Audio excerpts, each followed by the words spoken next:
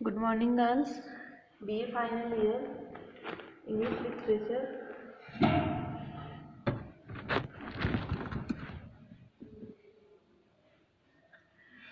हम पढ़ रहे थे हमारी पोएम जो सोनेट है एक,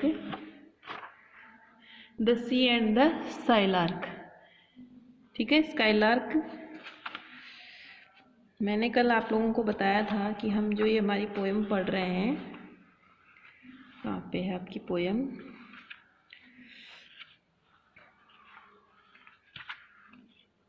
ओके, आप लोग देख पा रहे हो?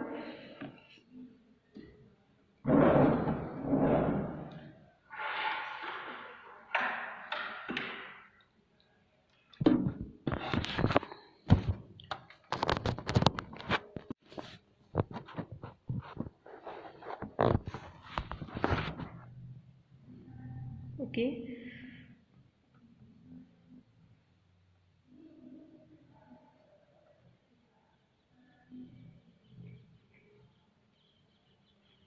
तो कल जो गर्ल्स आई थी कॉलेज, उनने देखा कि मैंने बताया था कि सोनेट क्या होती है। तो ये एक सोनेट है। सोनेट मैंने आपको प्रीवियस वीडियो में भी बताया हुआ है कि 14 लाइंस की पोएम जो होती है उसको हम सोनेट बोलते हैं। ठीक है, जिसमें 8 लाइन की जो होती है वो ऑक्टेव होते हैं एंड देन बाद में 6 लाइंस जो होती हैं वो सस्टेट होते हैं। तो ये पोएम भी आपकी एक सोनेट टाइप की पोएम है। ठीक है, तो हम पढ़ रहे थे ऑन ईयर एंड ईयर। मैंने आप लोगों को यहाँ तक पढ़ा दिया था, लेकिन मैं एक बार फिर से एक्सप्लेन कर दे रही हूँ ये वाली चीज़। On ear and ear, two noises, too old, to end. ठीक है, मैंने क्या बताया था कि पोएट जब अपने स्टडी के दौरान, जब वो दूसरे देश में रह रहे थे, तब वो दो तरीके की आवाज़ उनको सुनाई देती है। On ear and year, year year means होता है कान से, एक कान से दूसरे कान की तरफ। It means right and left. ठीक है, there are two type of noise, there are two type of voice, these voice are too old to end, जो बहुत समय से और बहुत पुराने टाइम से चलती आ रही है। मीन्स कि जिनको, जो ख़त्म नहीं होने वाली, जो एवर लास्टिंग है। एवर लास्टिंग वॉइस कौन सी? एक तो हो गई शोर, शोर की जो है सी वेव, सी की वॉइस है, जो शोर जो वेव्स आती हैं उनकी जो वॉइस है। And other hand, left hand, other voice is the skylark, A bird, एक तरीके की पक्षी है, एक तरीके का पंछी है जो कि आकाश में उड़ता है। ठीक है, तो this is the one of the legend known poem. Okay, the sea and the skylark does reflected several of the qualities of Hopping's poem. Okay, in it was written in the 1877। कब लिखी गई थी ये? 1877। मैंने आप लोगों को बताया था कि ये जब वो अपने मतलब 3 years जब वो रह रहे थे अपने टाउन में, this poem was written in 1877। Sea side town, समुंदर के किनारे एक टाउन था जो few miles of the saint Beuno's college, Beuno's college से कुछ मील्स दूरी पे, जब वो उनके एक टाउन में वो जहाँ पे रह रहे थे, जहाँ पे अपनी स्टडी के लिए 3 साल वो रहते हैं, तो उस दौरान उन्होंने ये पोएम लिखी थी। 1874 टू 1877 उनका जो पीरियड था वहाँ रहने का, तो उस दौरान उन्होंने ये पोएम लिखी थी। ठीक है, तो हम इसमें पोएम में हमने पढ़ा on ear to ear, too old and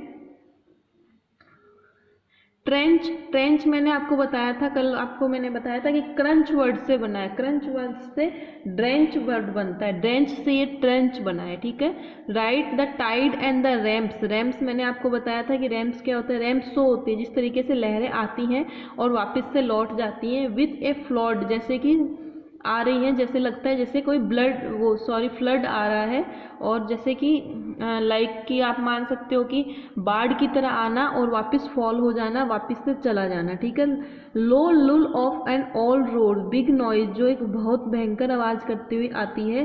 frequently, जल्दी से आती है और जल्दी से लौट जाती है। और ये कब तक चलता रहेगा? जब तक चंद्रमा का घटना और बढ़ना, इट मीन्स की टाइड जो होते हैं, ग्रहण, चंद्र ग्रहण जब तक चलता रहेगा तब तक इन लहरों का उतरना चढ़ना और इनकी आवाज़ें आती रहेंगी।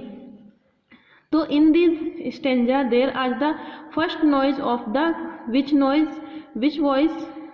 सी वॉइस। ओके, तो in this line the poet explain the voice of the sea voice. Okay, तो while walking near the sea, here the poet, while walking near the sea, the poet hears two type of the sound which makes a deep impression on him.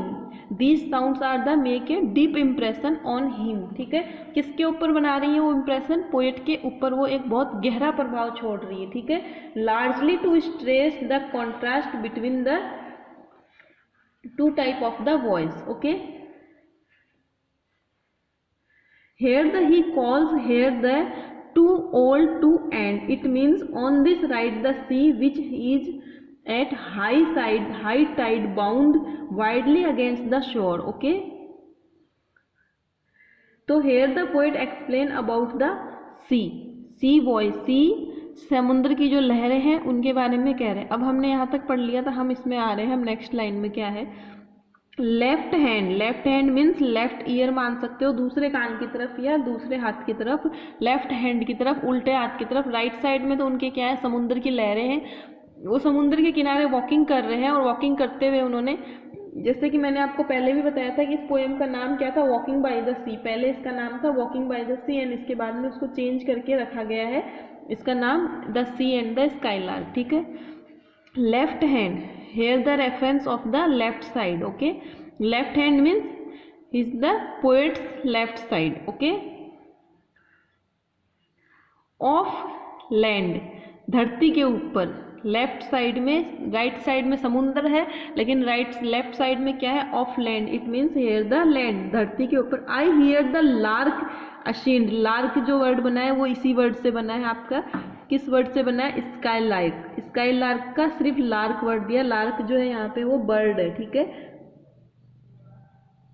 Lark word जो है वो यहाँ पे bird. I hear the lark ascend means मुझे सुनाई देती है किसकी, लार्क नाम के जो पक्षी है, स्काई लार्क नाम का जो पंछी है उसकी आवाज सुनाई देती है. दूसरे साइड में उनको क्या सुनाई देती है, उनकी आवाज सुनाई देती है. ठीक है,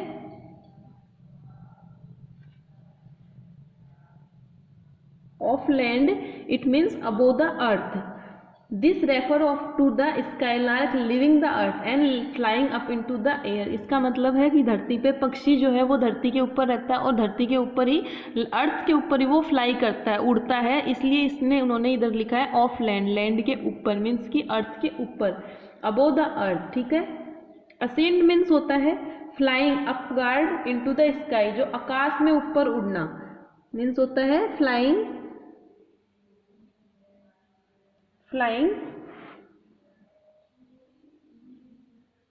अपवर्ड इनटू स्काई मीन्स आकाश के अंदर, इनटू स्काई. आकाश के अंदर आपने देखे बाज नाम का एक पक्षी आपने देखा होगा, बाज नाम के पक्षी से ही इसकी तुलना की गई है. ठीक है, स्काईलार्क उसी को ही बोलते हैं कि वो एक आवाज निकालता हुआ उड़ता है ऊपर, है ना, ची ची करते हुए वो उड़ता है. तो उसकी जो आवाज़ है वो सुनाई दे रही है पोएट को लेफ्ट हैंड की तरफ, जब वो पक्षी उड़ रहा है आकाश में, ऊपर आसमान में, बहुत ऊपर एकदम आसमान में, एंड आवाज़ करते हुए उड़ रहा है, तो वो उसकी आवाज़ उनको सुनाई देती है. ही इज, लार्क मीन्स आ गया sky lark. Okay, lark means है स्काई लार्क. ठीक है, he is rest fresh.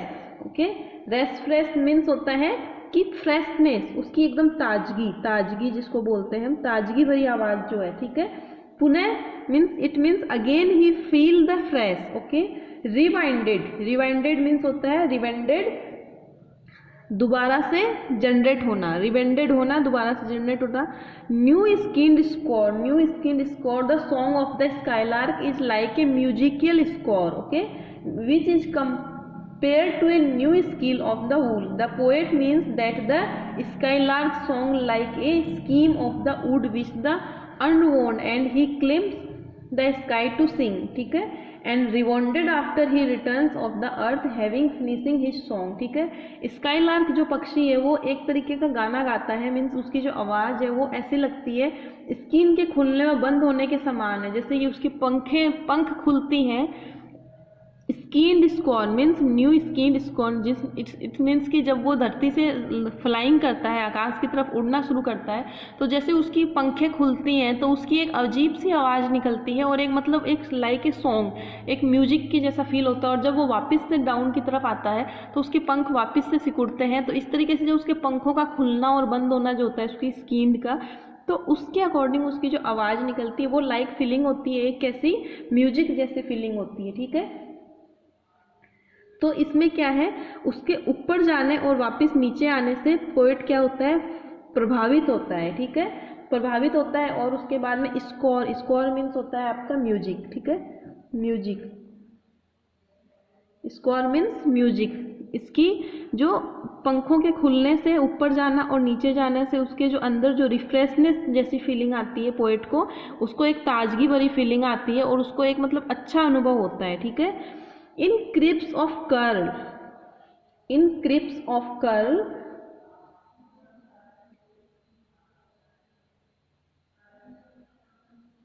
रेस्टफ्रेश means बता दिया मैंने, ताजगी भरा हुआ होता है।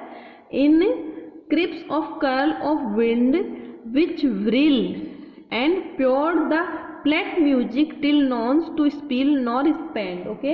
It means here the poet say about the new skinned note the hyphenated word. मैंने कल आप लोगों को पढ़ाया था कि हाइपरबोल, हाइपरबोल क्या होता है कि एक किसी चीज़ को बढ़ा चढ़ा के या फिर किसी चीज़ की भावनाओं को मतलब एक तरीके से प्रदर्शित करना। तो यहाँ पे क्या यूज़ किया गया, हाइपरबोल यूज किया गया है, ठीक है। हाइपरबोल यूज इसी वजह से किया गया क्योंकि वो अपनी भावनाओं को बता रहा है कि जैसे पंछी आकाश में उड़ता है और जैसे वापस नीचे की तरफ आता है तो उसकी जो भावनाएं हैं वो कैसी फीलिंग आती है, उसको एक ताजगी भरी फीलिंग आती है, मीन्स फ्रेश फीलिंग आती है, ओके। तो in crisps of curl, in crisps of curl off wild winch whirl, ठीक है, the skylark seems to whirl his musical score of the winch of his throat in a smooth and even flow but at it were in crisps curl and melody even note the melody is compare to a lock of flings waving in the air. Skylark का जो गाना है वो सीधा है, सरल आवाज में ना होकर छल्ले के समान मोड़ लिए हुए निकलता है। इट मीन्स कि उसके गले में से एक तरीके से, इस तरीके से आप फील कर सकते हो कि जब वो एक पक्षी उड़ता है तो उसकी आवाज़ सीधी नहीं निकलती बल्कि एक शार्पनेस में निकलती है, एकदम से ऐसे ची करते हुए निकलता है। तो वो जो चीज़ है वो कैसे लग रहा है, वो ऐसे लग रहा है कि जैसे कि कोई भेड़ के गोल छल्लेदार ऊन से निकली गई है, ठीक है, निकाली गई है, जैसे कि ऊन निकलती है एकदम से स्पीड से निकलती है, लाइक वैसे उसकी आवाज़ जो है यहाँ पे कंपेयर किया गया है। यहाँ पे मैंने आप लोगों को पढ़ाया था। तो वाइल्ड विंच मीन्स होता है कि ऊन से जो बनी, भेड़ से जो बनी हुई ऊन होती है, व्रिल मीन्स जो पहिया होता है, ठीक है। तो उसकी जो आवाज़ है जब वो ऊपर नीचे आ रहा है जा रहा है तो उसकी आवाज़ कैसी है, उसकी आवाज़ ऐसी है जैसे कि कोई ऊन का गोला है और उसकी ऊन हम खींच रहे हैं और वो एकदम से सटासट निकल रहा है, मीन्स, ठीक है। तो यहाँ पे कंपेयर किया गया है। तो कल मैंने आपको बताया था कि यहाँ पे कौन सा कंपेरिजन है, यहाँ पे there is no like and there is no use so and age. तो यहाँ पे कौन सा फिगर ऑफ स्पीच आएगा वो आप यहाँ पे लिखना, ठीक है। मैंने कल बताया है, कल गर्ल्स जो आई थी मैंने उनको बताया है, तो उनको पता चल जाएगा कि यहाँ पे कौन सा फिगर ऑफ स्पीच यूज में लिया गया है, ठीक है। And pure and peeled music, ठीक है। Wild winch wheel means it was the, ठीक है, मेटाफोर यूज है। implied by new skin which is against old English used to indicate a hoisting machine in which a drum or a barrel of the turned by the crank, ठीक है। वो ऐसा, इसकी wheel means होता है चक्का, कि वो ऐसे ड्रम का संकेत करता है जैसे कोई मशीन घूमती है, मीन्स व्रिल मीन्स चक्करदार होता है जो घूमता है और एकदम से स्पीड से घूमता है। तो उसकी आवाज़ भी जो है वो कैसी है, उसी तरीके की है जो स्पीड से आ रही है और स्पीड से जा रही है, ठीक है।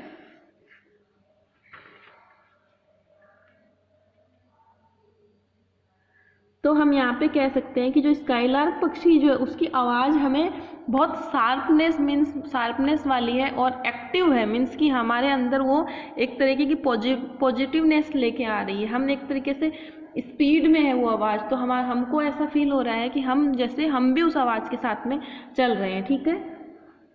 एंड प्योर, ठीक है, एंड प्लेंट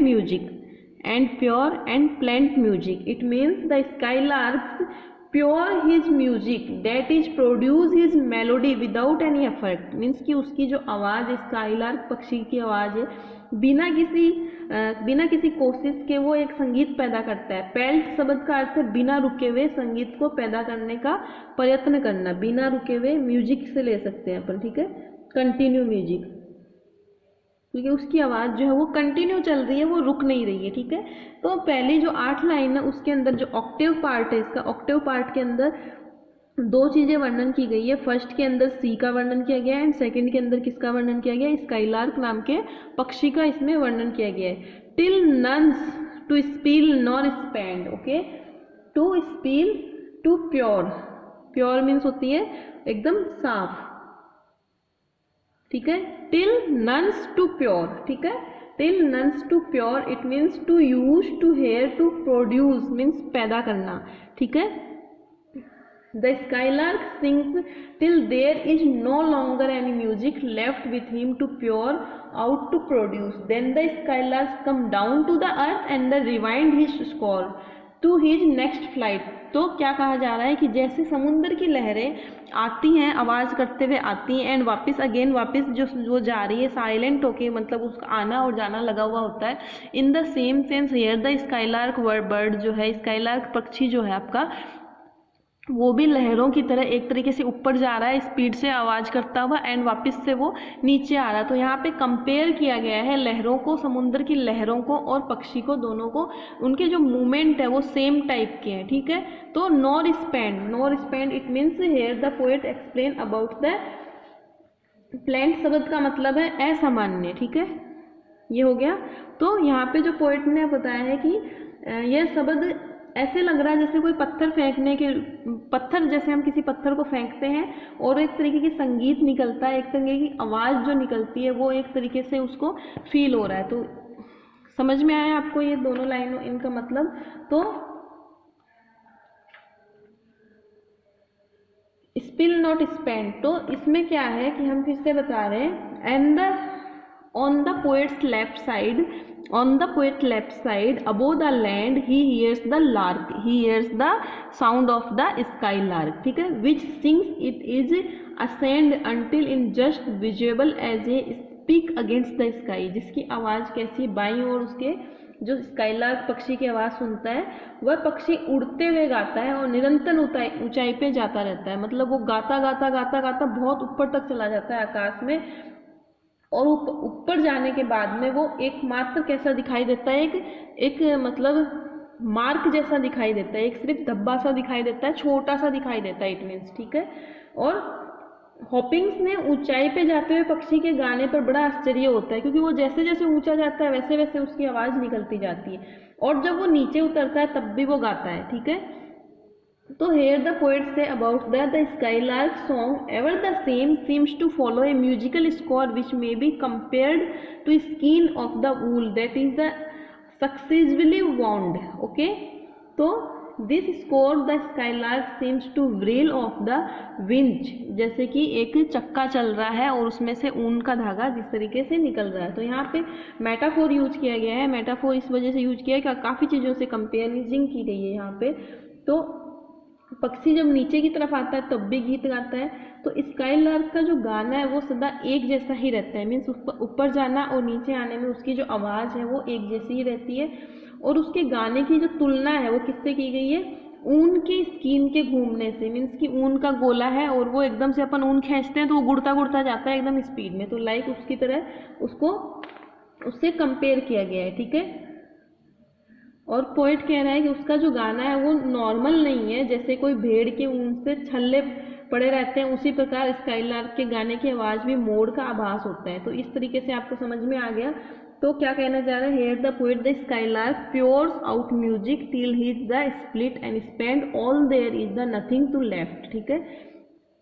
उसके गले से जो स्काईलार्क पक्षी के गले की जो आवाज़ निकलती है वो कभी भी ख़त्म नहीं होने वाली, वह इससे पुनः नवीन आवाज़ भरकर फिर से गाने का लगता है। मतलब कि वो दोनों चीज़ में क्या चीज़ दिखाई गई है, एक चीज़ कंपेयर दिखाई गई है कि लहरें आ रही हैं और एंड ख़त्म होके फिर से उठ रही है, एंड इधर जो है स्काईलार्क पक्षी उड़ रहा है एंड वापस से डाउन होके फिर से उड़ रहा है ऊपर। इट मीन्स कि दोनों लाइनों के अंदर क्या दिखाया गया है, रिवाइंड की गई है चीज़ों को, ठीक है।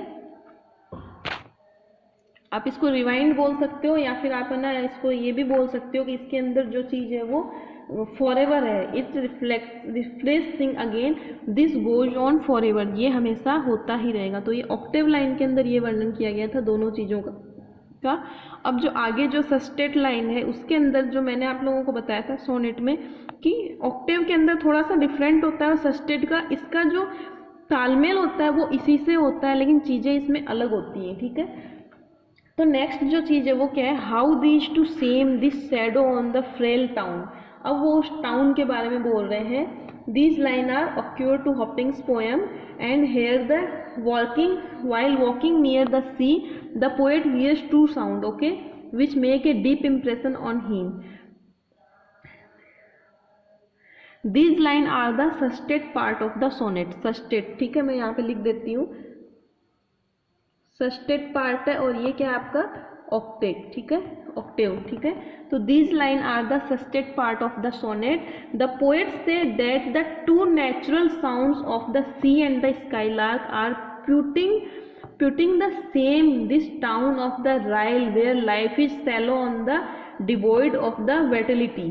तो क्या कहना चाह रहा है, टू सेम, दो तरह की जो आवाजें हैं वो समुद्र की आवाज़ और स्काईलार्क की आवाज़ इस राइल शहर को, राइल जो शहर का नाम था उसका नाम था राइल, ठीक है, राइल टाउन, फ्रेल टाउन का जो नाम है, राइल शहर को जो कि सारहीन हो चुका है। Sallow and same, sallow means होता है कि एकदम मतलब जिसमें कुछ चीज़ें ही नहीं बची, एकदम से उदास हो जाना एक तरीके से, ठीक है, असक्त हो जाना, तो उसको वो क्या कर रही है, शर्मिंदा कर रही है। मतलब इन दोनों चीज़ों के अंदर एक एक्टिवनेस है, एक रीबर्थ का सिंबल दिखाया गया है। लेकिन ये जो शहर है, इस शहर में इस टाउन के लोग इस तरीके के हो गए हैं, उनके अंदर अब कोई एक्टिवनेस ही नहीं है, वो पावरलेस हो चुके हैं, वो बिल्कुल ही क्या हो चुके हैं, सैलो हो चुके हैं, डिवॉइड हो चुके हैं, मतलब वो बिल्कुल ही निराश हो चुके हैं, ठीक है। How ring right out over sordid turbid time, ठीक है। तो सॉर्डिड टर्बिड टाइम, तो कैसे बोल रहा है पोएट, यहाँ पे क्या कहना चाह रहा है कि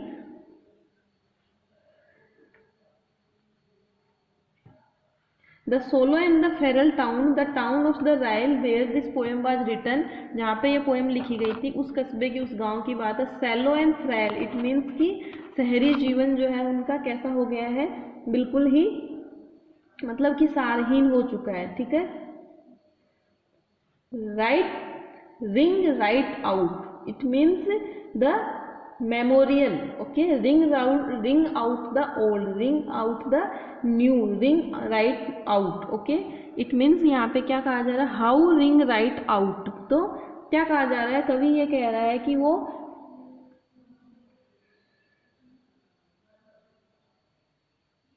कवि यहाँ पे कह रहे हैं कि जो मनुष्य हैं उनको सृष्टि की रचना जो है उन्होंने जो करी है श्रेष्ठ रचना मानते हैं और अपने सारे संसार को सम्मानित मालिक को समझते हैं। लेकिन यहाँ पे क्या हो रहा है, यहाँ पे जो चीज़ है वो लोग एकदम से ही निराशाहीन हो चुके हैं, ठीक है।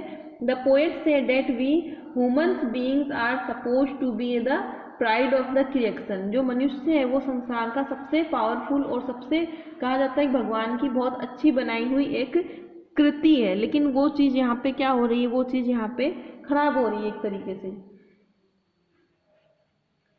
तो रिंग राइट आउट का अर्थ है यहाँ पे, इसका मीन है कि पूर्णतः प्रभावशाली ढंग से बाहर कर देना, मीन्स कि नष्ट कर देना, खत्म कर देना। किस चीज़ को खत्म कर दे रही है, जो मनुष्य बनाया गया है, भगवान के द्वारा रचा गया जो मनुष्य है, जिसकी तुलना मतलब भगवान की कृति से मानी जाती है, तो उस चीज़ को बिल्कुल ही ये लोगों की अब जो मनुष्य हो चुका है उस मनुष्य ने उस चीज़ को बिल्कुल ही रिंग राइट आउट मीन्स उसको बिल्कुल ही खत्म कर दिया है, नष्ट कर दिया है। राइट शब्द का प्रयोग यहाँ पर बल देने से है और तात्पर्य ये है कि समुद्र की पवित्रता, आवाजें तथा साइलार्क का गाना तुलनात्मक दृष्टि से शहर के पतन और भद्देपन को उजागर करता है। राइट आउट मीन्स थ्रो, उखाड़ देना या फेंक देना, ठीक है। वी का मतलब है यहाँ पे ह्यूमन से है, ठीक है। बीइंग प्योर वी मीन्स यहाँ पे ह्यूमन बीइंग्स, मानव से लिया गया है, ठीक है। बीइंग प्योर मतलब कि इस तरीके से वक्त के साथ साथ मनुष्य ने उन चीज़ों को बिल्कुल ही ख़त्म कर दिया है, बिल्कुल ही नष्ट कर दिया है। Have life's pride and creed for town, ठीक है। Have lost that cheer and charm of the earth past prime over make and making break and breaking down to man's last dust drain fast towards man's first slim, ठीक है। तो have lost means we have lost, हमने उसको खो दिया है, ठीक है। Past prime means the earth, the early youth of the अर्थ, ठीक है, मैनकाइंड, ठीक है। विच हैज नाउ पास्ट, जो समय जा चुका है। मीन्स चीयर एंड चार्म, जो अच्छी चीजें होती, जो एक मनुष्य के अंदर जो पवित्रता थी, वो चीजें हम उस टाइम में खो चुके हैं, जो वक्त जा चुका है, ठीक है। जो वक्त जा चुका है उसमें हैव लॉस्ट, हमने वो चीजें अपनी खो दी हैं, ठीक है। Have lost prime, have lost the cheer and the charm of the earth past prime, that time of joy and yeast have gone, जो आनंद और मस्ती, चीयर मीन्स होता है आनंद और चार्म मीन्स होता है जो मस्ती थी, वो समय समाप्त हो चुका है। मीन्स क्योंकि वो टाइम अब जा चुका है, अब लोग जो है वो अलग हो चुके हैं, अब वो लोग निराशा में डूब चुके हैं, अब उनके अंदर पॉजिटिवनेस नहीं रही है, मोटिवेशन नहीं रहा है, वो दुखी रहने लग गए हैं अब जो लोग हैं, ठीक है। तो पोइट ने यहाँ पे कंपेयर किया है over make and making break, over make and making break means breaking means होता है the meaning here is not very clear, यहाँ पे जो इसका मीनिंग है वो क्लियर नहीं किया गया है। पोएट ने एक तरीके से इसको इनडायरेक्टली बोला है, the meaning here seems to be that our nature and natural indicators are in the process of decay, means कि हमारी प्रकृति और हमारी जो प्राकृतिक जो चीज़ें हैं वो किसकी तरफ है, पतन और नाश की प्रक्रिया में जुड़ चुके हैं। आर ब्रेकिंग डाउन, जो मेक एंड मेकिंग और जो बन रहा है, जो हो रहा है, वो सब चीज़ें टूट रही हैं और वो सब चीज़ें डाउन होती जा रही है। मीन्स कि डाउन मीन्स है यहाँ पे, आप डाउन का मीन्स ले सकते हो कि पतन हो जाना, नाश हो जाना, नष्ट हो जाना, इस तरीके से, ठीक है। To man's last dust, to man's last dust it means the man's eventual death, dust means होती है डेथ, इसमें डेथ से लिया गया है, ठीक है। When he will return to the dust or which he is made, मनुष्य जब पूरी तरीके से नष्ट हो जाएगा, drain fast, man's first slim, जब वो नष्ट हो जाएगा, जब वो मिट्टी में मिल जाएगा, तो drain fast means losing over capacity energy proudly repeatedly, हम अपनी शक्ति को बहुत तीव्र गति से खो रहे हैं, हम हमारी जो शक्ति है वो हमारे अंदर जो पॉजिटिवनेस है, हमारे अंदर जो पावर है, वो हम बहुत तेजी से हम उसको खोते जाए। Man first slim the original state of the slim from which man emerge, मूल दशा से यहाँ पे कीचड़ की दशा जहाँ से मानव जीवन निकलता है, मीन्स कि मिट्टी से तुलना की गई, मिट्टी से पैदा हुआ मनुष्य वापस मिट्टी में ही मिलने को जा रहा है, वापस मिट्टी में ही जा रहा है, समाप्त हो रहा है, क्योंकि वो पतन की तरफ जा रहा है, ठीक है। तो here the poet says down to man slim, man is the deteriorating rapidly, he is moving fast to his down while when he will die, वो एक पतन की तरफ जा रहा है और जब वो मर जाएगा, and might with the dust, और जब वो मिट्टी में मिल जाएगा, तो which he is made, क्या बचेगा उसके पास, कुछ भी नहीं बचेगा। he is quickly returning to the original state of the slim, ठीक है। मनुष्य का तीव्र गति से नाश हो रहा है और वह उन्नति नहीं देख रहा, अभी तो पतन देख रहा है, ठीक है। स्लिम मीन्स होता है मडी, मीन्स कि कीचड़ में खत्म हो जाना या गंदा हो जाना, स्लिम मीन्स होता है गंदगी, ठीक है, कि मनुष्य जो वो गंदगी में समाता जा रहा है। इस तरीके से पोएट ने मतलब बहुत अच्छी तरीके से यहाँ पे एक कंपेयर किया गया है दोनों चीज़ों को, कि किस तरीके से कंपेयर किया गया है कि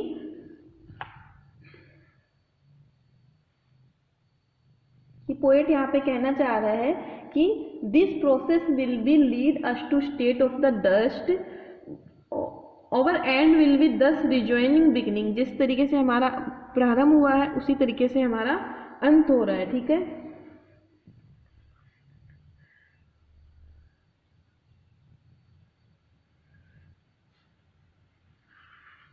और पोएट जो है वो शहरी जीवन को देख के क्या हो रहे हैं, बहुत ही ज़्यादा, तो how this to same this solo and the friend town, तो इस तरीके से वो शहर की जो शहरीकरण जो हो रहा है उस चीज़ से वो काफ़ी ज़्यादा निराश है। एंड इसमें अपन जब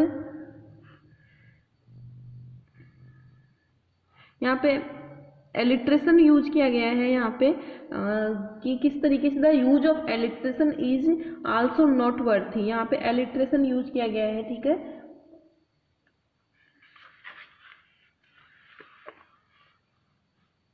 हम इसके क्वेश्चन आंसर करेंगे जब मैं इनको और अच्छे से आपको क्लियर कर दूंगी, अगर इसमें कुछ आपके डाउट्स रह गए हैं तो, ठीक है। ओके, एंड अब ये पोएम आपको पढ़नी है और पोएम को पढ़ के आपको अच्छे से इसको क्लियर करनी है, समझनी है, ठीक है। And thank you.